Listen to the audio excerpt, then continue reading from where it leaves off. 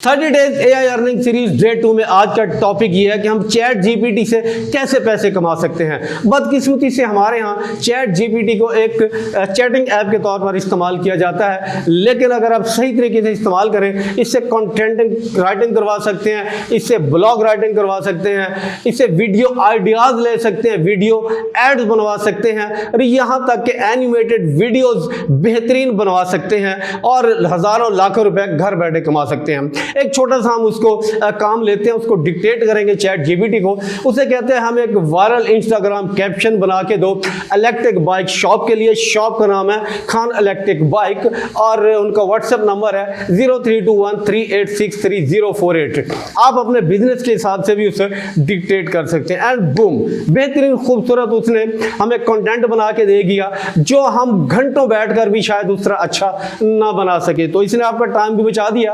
आप अपने लिए, अपने क्लाइंट के लिए ऐसी चीजें क्रिएट करके पैसे कमा सकते हैं। मजीद अन्य टिप्स जानने के लिए हमें फॉलो करें।